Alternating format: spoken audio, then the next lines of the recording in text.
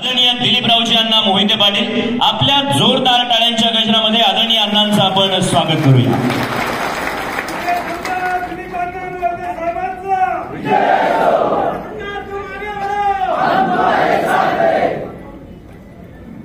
दोन 2024 ते 2029 या विधानसभेच्या निवडणुकीमध्ये राष्ट्रवादी काँग्रेस पक्षानं अजितदादा पवारच्या नेतृत्वाखाली राष्ट्रवादी काँग्रेस पक्षानं मला उमेदवारी दिली.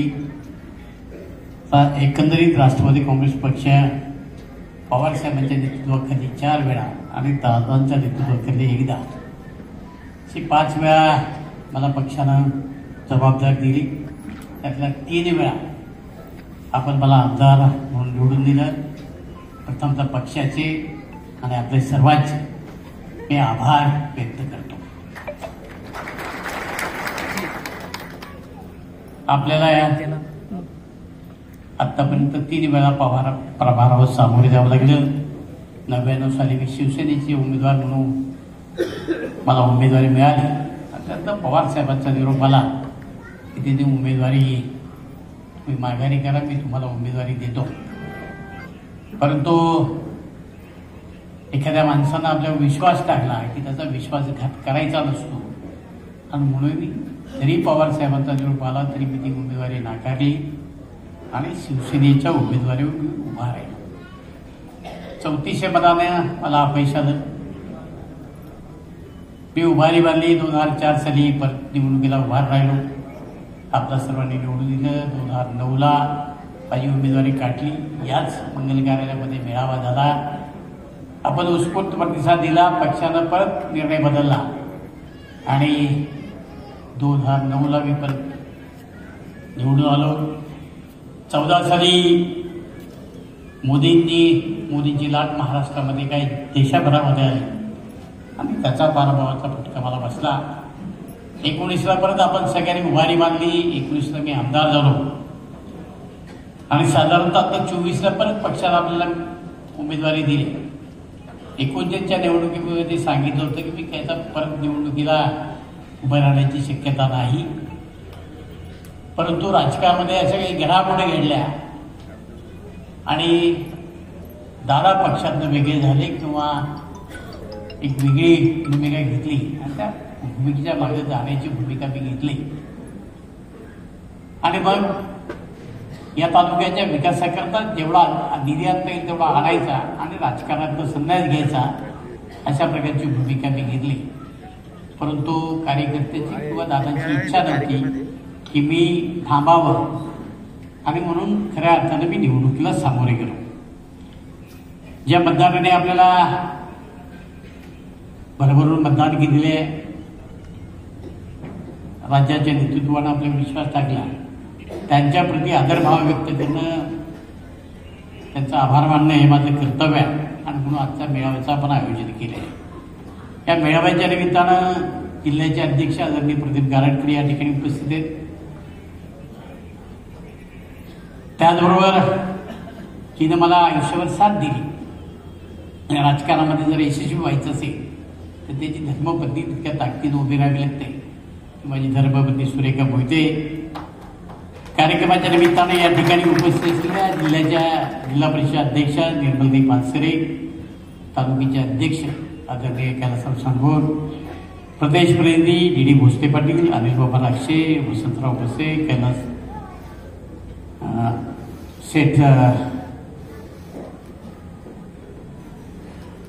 लिंबोरे, आरुषी चौधरी, आरुषी चांभारे, संध्याताई जाधव, जयसिंग दरेकर, मीनाताई कोतवाल, सिद्धार्थ कांबळे, सुभाष शोले, मनीषाताई टाकळकर, रामशेठ गोरे, प्रकाश शेठ कुऱ्हाडे, सागर शेठ सातकर, सौरव गव्हाणे, पप्पू शेठ बनसोडे, अमोल शेठ पानमल, विलास शेठ कतोरे, लक्ष्मणराव टोपे, अंकुश राक्षे,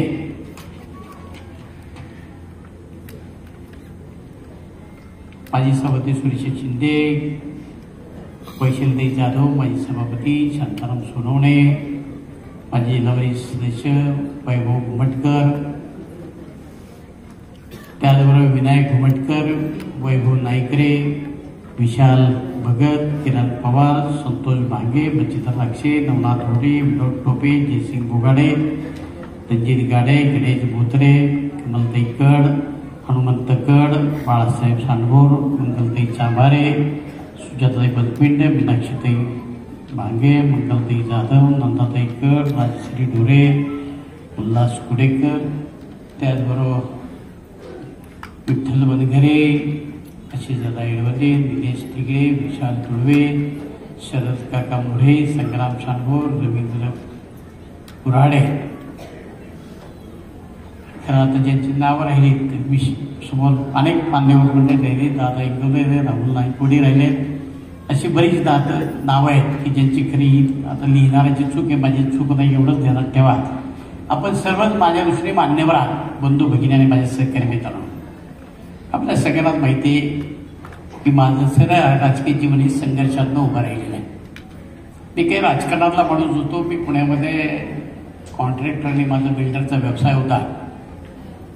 माझ्या राजकीय जीवनामध्ये भागातल्या म्हणून मी नारायण पवारांना मदत करण्याकरता काम करायला सुरुवात झाली आणि गावाने 88 साली मला बिनविरोध सरपंच केलं आणि सरपंच केल्यानंतर गावामध्ये विकासाची कामं सुरू केली. हळूहळू त्या भागामध्ये नाव व्हायला लागले आणि कुठंतरी पुढच्या भविष्यामध्ये राजकीय अडचण होईल म्हणून त्या काळच्या नेतृत्वानं मला भाजपवर सांगण्याचा प्रयत्न केला आणि त्या चिडीपोटी मी 92 साली माझ्या गावामध्ये उमेदवारी दिली असताना सुद्धा मी निवडणुकीला सामोरे गेलो. मी जिल्हा परिषदेचे सदस्य झालो. मी त्याला अपक्ष सदस्य झालो आणि त्याच्यानंतर साधारणतः आपल्या सगळ्यांनाच माहिती आहे की नुकतेच अजितदादांचं राजकारणामध्ये पदार्पण झालं होतं. 91 साली ते खासदार झाले. त्याच्यानंतर 6 महिन्यात राजीनामा देऊन ते राज्याच्या राजकारणामध्ये आणि कृषी विभागाचे ते राज्यमंत्री झाले आणि पहिल्यांदा जिल्हा परिषद ही त्याकाळी राष्ट्रवादी काँग्रेस पक्षाच्या ताब्यामध्ये आली. आम्ही अपक्ष होतो. त्यावेळेला मी डावऱ्यांना, वामनराव ठाकूर आणि इकडं दौंडकर ताई असे आम्ही जवळ निम्मे लोक हे अपक्ष किंवा शिवसेनेच्या अपक्ष निवडून आलो होतो. 12 ह्यांचं बलाबल त्या ठिकाणी झालं होतं पंचायत समितीला. त्यावेळेस जिल्हा परिषद सदस्यानं पंचायत समितीचा सभापती होता, पीठ होता आणि पश्चिम पट्ट्यातनं बाळासाहेब शेटे असतील, नाना कशाळे असतील, त्याच्याबरोबर आंबोलीच्या सावंतताई असतील आणि इथं शंकरभाऊ टाकेकर असतील. असे 4 लोक, त्यांचे 4 लोक आमच्या निवडून आले आणि खऱ्या अर्थानं संघर्षाला सुरुवात झाली. आम्ही त्यावेळेला जरी पक्षाला पाठिंबा दिला की त्या ठिकाणी नारायण पवारांचं सगळं ऐकलं जायचं आणि मग 95 साली या तालुक्यामध्ये आम्ही निर्णय घेतला, अपक्ष निवडणूक लढवली आणि डावरे अण्णाला निवडून आणण्याच्याकरता सगळी शिकस्त आम्ही त्या ठिकाणी केली. अतिशय 3700 मतांनी त्या ठिकाणी पराभव झाला. तरीसुद्धा कुठलीही पर्वा न करता मी तालुक्याच्या राजकारणामध्ये कार्यरत राहिलो. आपल्या सगळ्यांनाच कल्पना की 97 साली आरक्षण आलं आणि 97 साली मला त्या मतदारसंघामध्ये, आमच्या मतदारसंघामध्ये बहुळ मरकळ हा जो आमचा मतदारसंघ होता, पिंपळगाव मरकळ मतदारसंघामध्ये ज्या बायकोचा आणि राजकारणाचा काडीचा संबंध नव्हता, तिला पुण्याहून आणावं लागलं आणि निवडणुकीत सामोरं जावं. स्वर्गीय नारायण पवारांच्या धर्मपत्नी आणि माझ्या बायकोमध्ये तो संघर्ष झालेला तालुक्याने पाहिला आणि अवघ्या 253 मतांनी माझी बायको त्या कालखंडामध्ये निवडून आली. आमचा राजकारणातला संघर्ष संपत नव्हता. 99 साली मी उभा राहिलो, 2004 साली आणि माझ्याकडनं नारायण पवारांचा पराभव झाला. शेवटी राजकारणामध्ये यश आणि अपयश ह्या दोन्ही गोष्टी येत असतात, पण मी जी बाजू धरतो ती बाजू शेवटपर्यंत टिकवण्याचं काम करतो. 2004 साली आमदार झालो, नव्यानं आमदार होतो. त्यामुळे पक्ष आपल्याला काही देईल का याची मी पर्वा केली नाही. मी काम करत राहिलो. 2009ला जरी माझी उमेदवारी काढली, मला उमेदवारी दिली, मी निवडून आलो, तरी मी पक्षाकडे काही मागितलं नाही. 2 टर्म माझ्या झाल्या. वास्तविक पाहता ह्या सगळ्या भागाचा विचार करता या ठिकाणी एखाद्या आमदारला काही ना काही पद देऊन त्याला सतत कार्यरत ठेवलं पाहिजे आणि त्याला ताकद दिली पाहिजे. दुर्दैवानं कारंडकर साहेब ही ताकद माझ्या वाट्याला त्या 2 पिरियडमध्ये आली नाही. अपयशानं 14ला मी पक्षाचं काम केलं. जिल्हा परिषदा निवडणुका असतील सगळ्यांना सामोरे गेलो. 19ला परत मी आमदार झालो. राज्यामध्ये सत्ता आली तेव्हा सुद्धा पक्षाला आमचा विसर पडला. ज्या लोकांनी अजितदादाला मनापासून विरोध केला त्यापैकी एक नाव म्हणजे वळसे पाटील साहेब. त्यावेळेला 2009 साली दादा अर्थमंत्री झाले आणि वळसे पाटील हे अध्यक्ष झाले. त्यावेळेचा प्रसंग तुम्हाला सांगतो. दादांचा पहिला अर्थसंकल्प होता. हे वरती अध्यक्ष होतो. यांना अध्यक्षपदामुळे इतकी नाराजी यांच्यामध्ये होती की सभागृहामध्ये समोरचे लोक गोंधळ घालत होते. तेव्हा वळसे पाटलांनी सांगितलं आता गोंधळ घालू नका. अर्थसंकल्प मांडण्याच्या वेळेला गोंधळ घाला. पोराव्या दिवशी आजही माझ्याकडे ती आहे. आणि दादाला अर्थसंकल्प मांडू दिला नाही. समोरच्याने गोंधळ घातला. त्या वळसे पाटलांच्या करता पवारसाहेबांनी तर जे जे करायचं ते सगळं केलं. पण ज्यावेळेला सत्तांतर झालं मध्ये त्यावेळेला सुद्धा अजितदादांनी दिलं. याचं दुःख शिल्ले आमच्या मनामध्ये आज आहे. आजही आपल्या सगळ्यांना माहिती आहे की ते विलादाने आले का नाही विलादाने राष्ट्रवादीमध्ये आले. पण वळसे पाटलाला निवडणुकीमध्ये सुकर व्हावं याकरता ज्यांना या तालुक्याने या भागानं नाकारलं त्या आढळराव दादांना तुम्ही पक्षामध्ये घेतलं. आमचं तर हार्डवर आहे. अजूनही त्यांनी काही केसेस आमच्या मागे घेतले नाही. तुम्ही आमच्या घरी आलात. मी कार्यकर्त्यांना बोलवलं. ज्यांची मानसिकता नव्हती त्यांची मानसिकता तयार केली. त्या आढळराव दादांना आम्ही या तालुक्यामधनं जीवाचं रान केलं. त्यांचा उपयोग मला झाला का? एकदा तरी ते माझ्या तालुक्यात आले का? वळसे पाटलांच्या करता गावागावामध्ये फिरले. त्यांनी उपकाराची जाणीव ठेवली का? परवा मी ज्यावेळेला अपयश आल्यानंतर दादांना भेटायला गेलो. तुम्ही आढळरावांना शेजारी घेऊन बसतात याचा अर्थ तुम्हाला आढळरावांची गरज आहे, दिलीप मोहितेची नाही का? याचे उत्तर आम्हाला या निमित्तानं मिळालं पाहिजे. काय केलं आढळरावांनी? अपयश आल्यानंतर परत ते मुख्यमंत्री एकनाथ शिंदेकडे गेले. परत त्यांचं म्हाडाचं पद आलं. 5 वर्ष खासदार असताना सुद्धा तुम्ही त्याला संरक्षण त्या ठिकाणी दिलं. ही वस्तुस्थिती आहे की नाही? ज्या पोखरकरनं सभापतीच्या कालखंडामध्ये इथं अंकुशराची साक्षीला आहे. ज्या ठिकाणी राहिले तिथं हल्ला केला, तिथं रिव्हॉल्वरनं गोळ्या झाडल्या, मारहाणी केल्या, सगळ्या गोष्टी केल्या. त्याला तुम्ही संरक्षण दिलं की नाही? पण त्या पोखरकरनी काम केलं का? आणि केलं नाही तर मुख्यमंत्री त्यांना विचारलं का शिंदेनी? मग जर युती केली तर ती कुणाच्या फायद्याकरता झाली? आमच्या झाली का? भारतीय जनता पक्षाबरोबर तुम्ही गेलात, तुमचं झालं भलं. पण आज या तालुक्यातल्या सगळ्या कार्यकर्त्यांना विचारा. सगळे लोक त्यातले ठराविक कार्यकर्ते आमच्याबरोबर राहिले. शरद मोठे पाटील असतील, कालिदास वाडेकर असेल, राम गावडे असतील, सांडवोर असतील. पण खालच्या कार्यकर्त्यांनी काम केलं का? जर केलं असतं तर वाईट वाकीमध्ये सगळ्यात जास्त कमी मतं मिळाली असती का?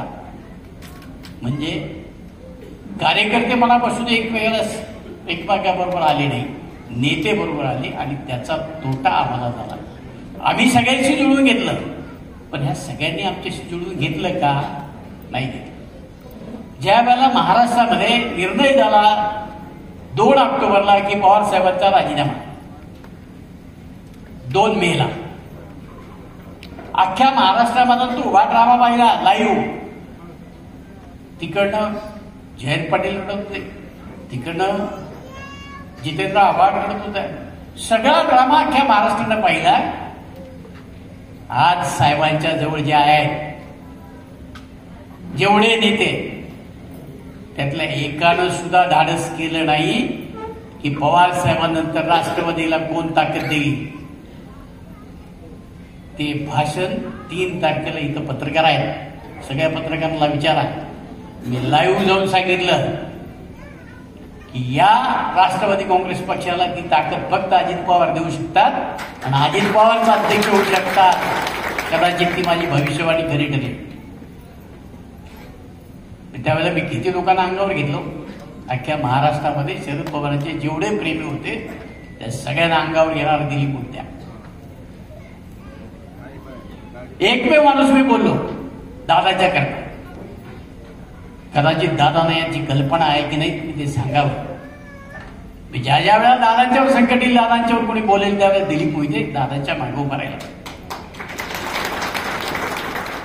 मी जिल्हा बँकेचा संचालक झालो मागची 7 वर्ष आणि आत्ताची जवळजवळ 3 वर्ष. सातत्यानं तुम्ही एवढाच विचार केला. बारामती मतदारसंघ जवळजवळ तुम्ही 7 वर्ष, आता आमचे ते व्याही होते म्हणून मी बोललो नाही, 7 वर्ष तुम्ही त्याला अध्यक्ष ठेवलं. जी बाई तुमच्यावर राहिल्या त्या घारेबाईला तुम्ही उपाध्यक्ष ठेवलं. का बाकीच्या सत्तेचं विकेंद्रीकरण करता आलं नाही. आज परत जिल्हा बँकेची निवडणूक झाली, परत निवडून आलो आम्ही. जिल्हा बँकेच्या निवडणुकीत नेते कुणीच मदत करत नाही, जो तो कार्यकर्ता स्वतःच्या जीवावर. आता 30 वर्ष सुरू झालं, त्या दुर्गाड्यानं परत तुम्ही अध्यक्ष ठेवलं. उपाध्यक्ष देवी नाही, आमचं त्याच्याबद्दल काही म्हणणे नाही. पण तुम्ही नेमका कशाचा विचार करता? कुठल्या कार्यकर्त्याला मोठ नाही तुम्हाला राज्यातलं पद येतं, जिल्हा तर तुमच्या हातात होता ना, का आम्हाला दिलं नाही? आमच्यामध्ये ताकद निर्माण करायचं काम तुम्ही कुठल्या अर्थाने केलं तरी एकदा आम्हाला सांगा ना.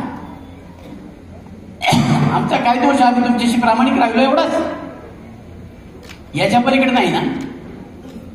की राज्यामध्ये एखादं मोठं पद द्यावं, त्या माणसाची जन्मस्थामध्ये आणखीन इमेज वाढवावी, या गोष्टी आपण का केल्या नाही त्याचंही उत्तर आम्हाला एकदा दिलं पाहिजे. तुम्ही सांगितलं पाहिजे. मार्केट कमिटीच्या निवडणुका आम्ही आमच्या जीवावर लढलो, आम्ही ते जिंकून आणल्या.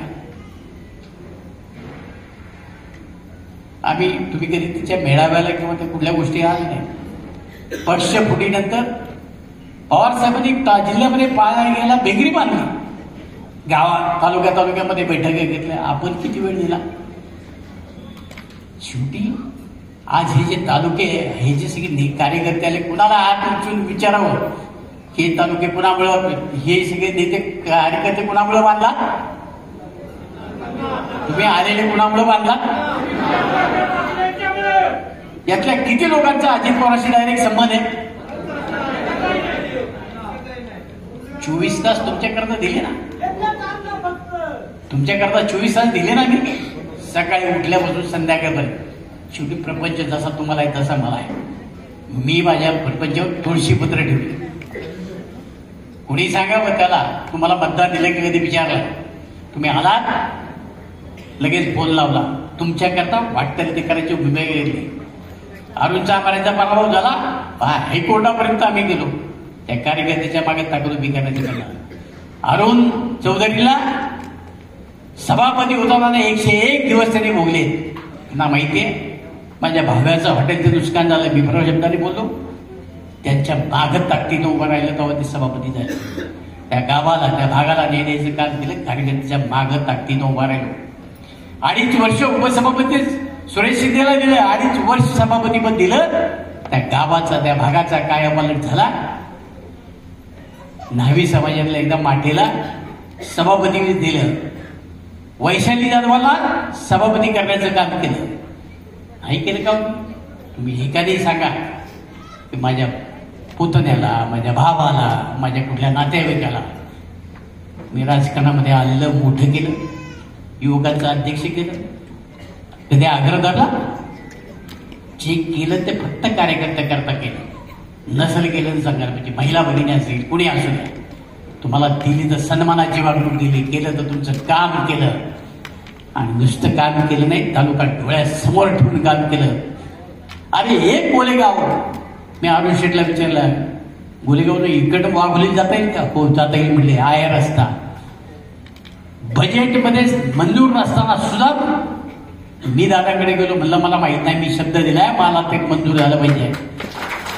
आज गोलेगावचा पूल झाला, तो वाघोली 10 मिनिटात आहे. शिंद्यामध्ये गेलो, तिथं विचारलं आम्हाला पाणी म्हणलं की इकडं मावळ तालुक्याला कुठे जोडता येईल का? हो म्हणे, जोडता येईल. आंबोडीचा पूल बांधला तर जोडता येईल. जांभवल्याचा पूल मंजूर केला, जोडता येईल. मला वडगाव पाटोळीच्या लोकांनी सांगितलं होतं की तुम्ही आम्हाला पलीकडे जोडा, कारण त्यांना खेड जवळ आहे. पण वाड्यावर नाही येणारी वाहतूक जर वळवायची असेल आणि खेडचा ताण कमी करायचा असेल तर पर्याय शोधला पाहिजे. आणि म्हणून आरबुजवाडी ते वडगाव पाटोळीचा पूल टाकला. आज तो पूल झाला की खेडमध्ये येणाऱ्या वाहनांची संख्या कमी होणार आहे. ही दूरदृष्टी होती. वामगावचा पूल पावसाळ्यामध्ये पाण्याखाली जातो, मला कोणी सांगितलं नाही. दिलीप हुतेनं तो पूल मंजूर केला, अलीकडचा केला, पलीकडचा केला आणि वाघवाला त्या भागामध्ये मला कमी मतदान झालं नाही. अलीकडच्या काळात तांबे वस्तीला जवळचा जोडणारा रस्ता म्हणून पोपटराव तांब्याच्या शेतामध्ये नवीन रस्ता काढला आणि ज्यांनी माझ्या विरोधात काम केलं तो कॉन्ट्रॅक्टरने आता तिथं काम करतोय. पण तांबेवाडी जोडली पाहिजे, ते काम दिलीप हुतेनं केलं. सांगुर्डी ते पलीकडे देवरोडला जाण्याकरता जवळचा मार्ग कुठला असेल तर तो पूल जोडण्याचं काम दिलीप हुतेनं केलं. पलीकडे केळगाव ते डुडुळगावला जोडण्याचा पूल दिलीप हुतेनं केला. चरोली ते चरोली दिलीप हुतेनं पूल केला. मरकळचा पूल वाहतुकीला अडचणीचा ठरणार आहे. शेजारी 12 कोटी रुपयाचा नवीन पूल टाकला. मरकळमध्ये कमीत कमी 60 कोटी रुपये दिले. 60. मतदान किती झालं माझ्याकडे आकडेवारी मला वाचून दाखवायची नाही. प्रत्येकाने आपल्या गावामध्ये बारकाईने विचार करा. एवढे कोट्यावधी रुपये आपल्या गावात आले. राजगुरू शहराचा चेहरा मोहरा बदलण्याचं काम केलं. इथली प्रशासकीय इमारत व्हावी याकरता पंचायत समितीच्या समोर मोकळी जागा होती आणि पंचायत समितीच्या मागे होते. माझं म्हणणं एवढं होतं की बाकीचे जे ऑफिसेस तिथे आहेत तर फक्त पंचायत समितीची इमारत पंचायत समितीच्या जाग्यामध्ये मला राजकारण केलं. गोरे कुटुंबाने तालुक्यातले आढळराव पाटलांनी आम्ही ती वजून आली. अरे माझा विरोधच नव्हता ना. मी तर सांगितलं स्वर्गीय सुरेश गोरेंचं नाव द्या, माझा काही विरोध असेल तर काही कारण नाही. फक्त जागेत बदल करायचा होता. अजितदारांनी येऊन पाहिलं, त्याच्यावरून एवढं राजकारण केलं. त्याच ठिकाणी अध्यक्षता येऊन तिथे किती कमी पडले आपल्याला सांगत नाही मी. अध्यक्ष नाही, ठराव होऊन दिला नाही. त्यावेळेला ज्या शाळेमध्ये स्वर्गीय राजगुरू शिकले त्या शाळेची इमारत पाडू नाही. अतुल देशमुख, बाबाजी काळे, शरद बुटे पाटील सगळ्यांनी त्या ठिकाणी विरोध केला. नाही होऊ दिली ती इमारत. प्रशासकीय इमारत माझ्याकरता बांधायची होती का? तालुक्याकरता बांधायची होती. 4 वर्ष दादा मी त्याच्याकरता तुमच्याशी वाद घातला. बाकी सगळ्या गोष्टी झाल्या. तुम्ही उद्धव ठाकरेंना सांगत शकला असता की होणार नाही. 4 वर्षानंतर मला त्याची मंजुरी मिळाली. माझ्याकरता वाढलो. पोलीस स्टेशन चांगल्या जागेत यावं माझ्याकरता बांधलं. समोर कृषी खात्याला इमारत नाही. आपल्या सगळ्यांना माहिती ही गुन्हाकरता वाद घातला मी. आपल्या तालुक्याच्या विकासाकरता वाद घालताना 1 कोट्यावधी रुपये तालुक्याच्या विकासाकरता दान केले. आज आपल्या प्रत्येकाच्या गावात विकास काम होणार आहे. अपयश आल्यानंतर लोक म्हणली अण्णा जाऊ द्या, ही सगळी कामं रद्द होऊ द्या. असं करून चालणार. दोष कार्यकर्त्याचा असेल पण लोकांचा नाही. ही सगळे विकास कामं झाली पाहिजे अशी भूमिका घेणारा दिलीप हुते. चुकीचं कधीच समर्थन करत नाही. आजही मी असं म्हणणार नाही की माझा ईव्हीएम मुळे प्रभाव होता. कार्यकर्ते कमी पडले. मी कार्यकर्त्यांना सगळ्यांना सांगत होतो काय व्हायचं. मला तर प्रत्येक गावात ओळखतात. तुम्हाला सगळ्या कार्यकर्त्यांना सांगत होतो घराघरामध्ये जा, कामं सांगा. तुम्ही सगळे कार्यकर्ते गाड्या घेतल्या की माझ्या मागे यायच्या. मी जर मावळात असेल तर मावळात द्यायच्या. 1-2 सभा आली लावली की कार्यकर्ते मागे. गावात जाऊन तुम्ही कमी पडला. लोकांना सांगण्यासाठी कमी पडला. आणि जो मी अफवा उठायची, अहो मैदानात 3,000 वाटले, 5,000 शेळकणी वाटले आंबेगावमध्ये. आता जरा वस्तुस्थिती बघा आणि मग तुम्ही म्हणायचे नाही नाही आपल्याला ते पैसेच वाटायला लागले. मी पहिल्यापासून सांगितलं की मी कुणाला कुठं नेणार नाही, पैसे वाटणार नाही. पण तुम्हीच ते इतके आखवले लोकांच्या मध्ये भावना निर्माण झाल्या. नाही नाही मग आमदार सत्तेतला तर नाही. आपल्याला माहिती आहे याची परिस्थिती. 19 ते 22 3 वर्ष आपण सगळ्यांनी कोरोनाच्या कालखंडामध्ये काढली का नाही काढली? घराच्या बाहेर आपण पडत होते. 3 वर्षामध्ये पैसे आले. सत्ता कुठंतरी सुरू झाली, शिंदेंनी बंड केलं आणि सत्ता गेली. 1 वर्षभर एकही काम सरकार दरबारी माझं झालं नाही. चक्रा मारायच्या कोणी विचारत नव्हतं. अगदा अध्यक्ष साहेब प्रसंग सांगतो की ऑलिम्पिक संघटनेचे अध्यक्ष दादा आहे. ऑलिम्पिक संघटनेने कार्यक्रम ठेवला विधान मंत्रालयामध्ये. कार्यक्रम सकाळी 11चा होता. दादा येऊन बसले की आत्ता कार्यक्रम. खाली एक सचिव होता तिथे येऊन बसले. मुख्यमंत्री आणि उपमुख्यमंत्री खाली आलेच नाही. 1 वाजेपर्यंत दादा कंटाळून निघून गेले. हा प्रसंग दादाच्या जीवनात आलाय. आत्ता 22 साली सत्ता नसेल तर काही चालत नाही. तो नेता लहान का मोठा अजिबात नाही. सत्तेपुढे शहाणपण नसतं. त्यामुळे समोर आमदार निवडून आला, पदाशिवाय त्याच्या वाट्याला काही नाही. हे सगळं अनुभवलं आहे. हे सगळं अनुभवलेलं आहे. हाच 5 वर्षात करोना अनुभवला, 5 वर्षात सत्ता गेलेली अनुभवली आणि त्यानंतर सत्तेत आल्यानंतर सुद्धा आमचा प्रपंच असा चालला की बीजेपीच्या आमदाराचं काम फक्त बीजेपीच्या लोकाधिकाराचं, शिंदे सेनेच्या आमदाराचं काम फक्त शिंदेंनी करायचं आणि राष्ट्रवादीच्या आमदाराचं काम ह्या बाकीच्या लोकांनी एकही काम माझं केलेलं नाही. जी काही कामं केली अजित पवारांनी केली आणि त्याच्यातनं एवढे पैसे आणले. त्यामुळे हे 3 पक्षाचं जरी सरकार असलं दिसताना एकत्र पूर्वी होतं आणि आजही राहील. एकमेकाला मदत करतील का नाही ही माझ्या मनामध्ये शंका आहे. उद्या परत पंचायत समितीच्या निवडणुका, जिल्हा परिषदेच्या आहेत, नगरपालिकेच्या आहेत. प्रत्येक पक्षाला वाटतं की ती माझ्या ताब्यात आली पाहिजे आणि तुमच्या ताब्यात ती जर यायची असेल तर तुमच्या पक्षाची ताकद तिथं असली पाहिजे. आणि पक्षाची ताकद म्हणजे कार्यकर्ते आहेत.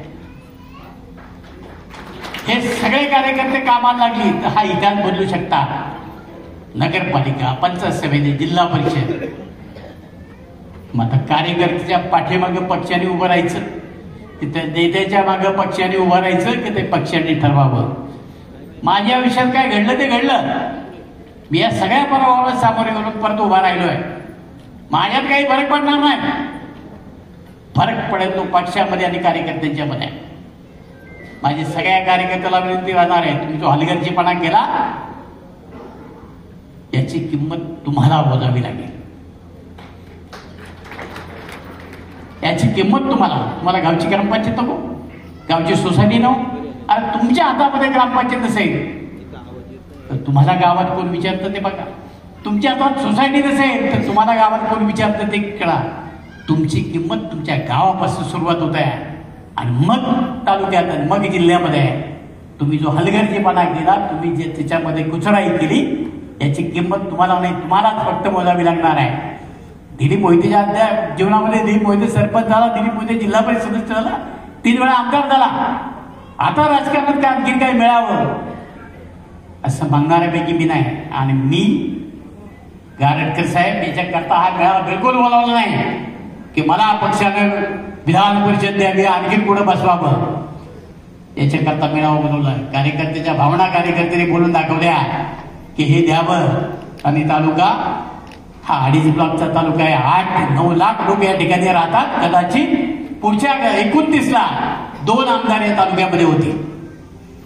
आणि मागच्या दारानं जाणं, भीक मागणं किंवा कुणाच्या पुढे हात पसरवणं हा दिलीप मोहितेचा स्वभाव पूर्वी नव्हता, आजही नाही, उद्याही नाही राहणार. सन्मानाने वागणूक दिली तर मी पक्षाचा आणि पक्षानं सन्मानाने वागणूक दिली नाही मी घरी शांत बसेल, पण हात पसरायला अजिबात जाणार नाही. हेही मी आपल्या साक्षीदार सांगून ठेवतो. कारण शेवटी प्रत्येकाला स्वतःचा स्वाभिमान आहे. आम्ही पक्षाकरता त्याग केला, आम्ही नेत्यांच्या करता त्याग केला, अनेकांना अंगावर घेण्याचं काम दिलीप मोहितेने केलेलं आहे. आणि त्याची जर पक्ष नेतृत्वाला किंमत राहणार नसेल तर नेता थांबला तर कार्यकर्ता थांबलो, कार्यकर्ता थांबला की पक्ष संपतो. पक्ष वाढवायचा आहे, कार्यकर्ता जिवंत ठेवायचा, नेत्याला जिवंत ठेवायचं, हे काम नेत्याने करावं एवढीच आमची या निमित्तानं विनंती राहणार आहे. अख्ख्या निवडणुकीमध्ये सगळी बाजी आम्ही आमच्या जीवाने लढलो. एकदा फक्त अजित पवारांची सभा झाली, दुसरा कुठलाही मोठा नेता आता जे आहेत ना यांना स्वतःच पडलं होतं. का भुजबळांना एवढी पदं आतापर्यंत दिल्यानंतर माझ्या तालुक्यात आली नाही? का धनंजय मुंडेला एवढी मोठं पद यार तुम्ही आणला? विधानसभेला पडला, विधान परिषदेला दिलं त्याला, तुम्ही विरोधी पक्ष नेते पद केलं. एखाद्या कार्यकर्त्याकरता तुम्ही एवढ्या पाय घडे घालता आणि ज्यांनी तुमच्याकरता एवढी जिगर लावली त्याचं काय? त्याची कुठेतरी जागा तुमच्या मनामध्ये असू द्या. एक दिलीप मोहिते वाजवल्याने कदाचित तुमच्यात काही फरक पडणार नाही, परंतु त्या कार्यकर्त्याच्या आयुष्यभर आयुष्यपणामध्ये राहतं. पण आपण ही दुश्मनी कुणाकरता घेतली त्याचं प्रायश्चित्त आम्हाला करायला लावणं काय, एवढीच विनंती माझी या निमित्तानं गडगडीची आहे. मी काम करणारा कार्यकर्ता आहे, 24 तास लोकांच्या करता उपलब्ध राहणारा कार्यकर्ता आहे. त्या कित्येक लोकांनी मला काम सांगितलं नाही की हे काम तुम्ही माझं करा. मला जी दूरदृष्टी होती त्या पद्धतीने मी काम केलं. आपल्याला माहिती आहे शिरदाण्यापासून तर कडूसपर्यंतचा रस्ता 150 कोटी रुपये त्या कामावर. का ज्या भागानं मला आतापर्यंत नेहमी कमी मतं दिली तिथं पावखंडचा रोड दिलीप मोहिते करतो. एवढं दिल्यानंतर सुद्धा खडूसनं मला कमी मतं द्यावी, पण माझ्या मनामध्ये ती नव्हती. ज्या सातकर स्थळामध्ये मी राहतो आरबुलवाडीचं कल्याण होईल असा रस्ता आधी पूल टाकला त्यांनी सुद्धा कमी मतं द्यावीत. या ढेण्याचं अख्खा कायापालट करण्याचं काम दिलीप मोहितेने केलं, वाड्याचं कायापालट करण्याचं काम केलं, आंबोलीचं कायापालट करण्याचं काम केलं. या लोकांनी सुद्धा विसरावं याचं आश्चर्य मला वाटतं. असतील तुमच्या गावात मतभेद, ग्रामपंचायत असतील, सोसायटीवर असतील, ते नेत्यावर असतील, पण त्याचा राग दिलीप मोहिते तुम्ही काढावा. आणि एवढी तुमच्या याच्यामध्ये किती तुमच्या बुद्धिमत्तेमध्ये ह्या अशानं आज आपल्याला माहिती मला बाबाजी काळ्यातल्या घरातला एक माणूस नाही की तो कॉन्ट्रॅक्टर नाही. परवापासून सुरुवात झाली. जिल्हा परिषदेमध्ये मिस आणलेल्या कामाचं, हे काम ह्याला द्या, हे काम त्याला द्या, ही आता सुरुवात झाली. एक भाचा तहसीलदारकडे जाऊन बसला, म्हणला तुम्ही दर महिन्याला आमदाराला किती देत होता? ही सगळी वसुली माझ्याकडे दिली, तुम्ही मला किती दर महिन्याला देणार? अरे माझ्या आयुष्यामध्ये मी तहसीलदारकडे 1 रुपया कधी घेतला. झाली सुरुवात तुमची. आणि म्हणून लोक म्हणायचे बाबाजी काळे म्हणत होते ना, आता ते आणखीन पाहिजे. आता तर काळ बाबाजी काळे आता तालुक्याचे वाटोळे ठरलंय. आता भांडण कामा करता सुरू झाली. आम्हाला काही मिळणार आहे की नाही, आमचं कर्ज दिलं तर फिटणार आहे की नाही. मला देवधारे साहेबांना मी परवा फोन झाला, अहो म्हणलं साहेब तुम्ही तुमच्या पतसंस्थेचं, ते म्हणले पंचायत समितीला उभा होता त्यावेळेला माझ्याकडं कर्ज घेतलं. आणि परत जिल्हा परिषद आली, मला विनंती केली की साहेब तेवढं माझ्याकडे पैसे नाहीत, तुम्ही यावेळेला कर्ज भरा. ते म्हणले मी त्यावेळेला पैसे त्याचे 14 लाख रुपये म्हणले, 14 नाही पैसे अजून दिले नाही. माझ्या कुटुंबाचे 40 लाख रुपये. तुम्ही आज सांगताय मला काय होणार आहे तालुक्याचा? एकदा विचारा.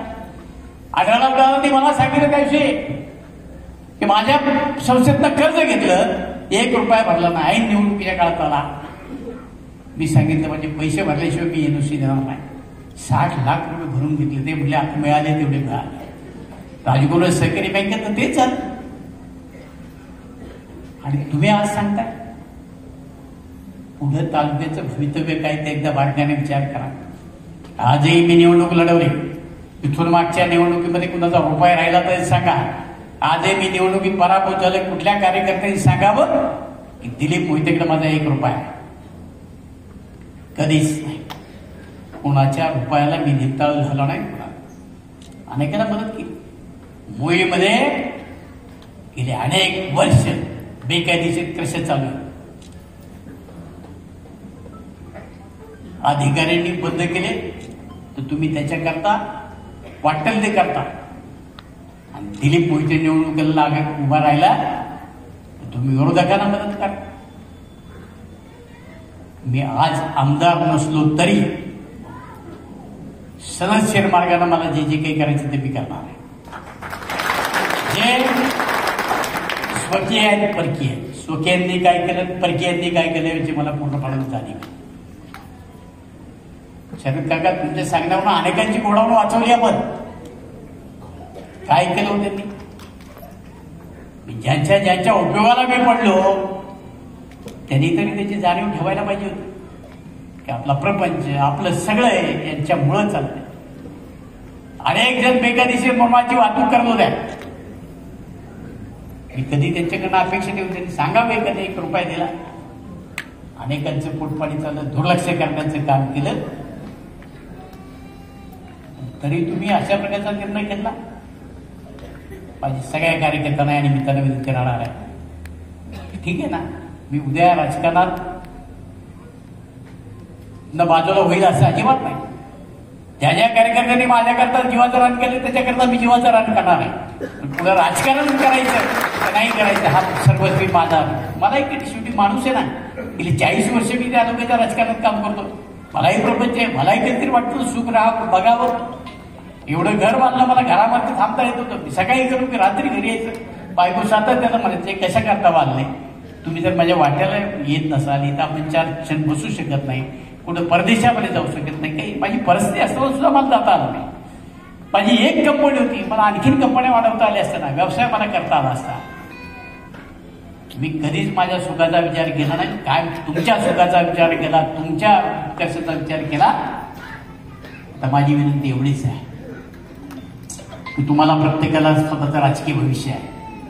आपलं गाव आपल्या ताब्यामध्ये ठेवायचं की नाही, आपली सोसायटी आपल्या ताब्यात ठेवायची की नाही, मार्केट कमिटीवर तुम्हाला सामोरे जायचं की नाही, तुम्हाला उद्या पंचायत समितीला सामोरे जायचं की नाही, उद्या जिल्हा परिषद जायचं की नाही. तिकीट तर वाटून झाल्यात. हा जिल्हा परिषद गट याला, तो जिल्हा परिषद गट त्याला, मार्केट कमिटी आमच्याला, तुमची MIDC आमच्याला वाटण्या झाल्या. तिकडचे रस्ते बंद आहेत. तिकडचं तुमच्या वाट्याला काही येणार नाही.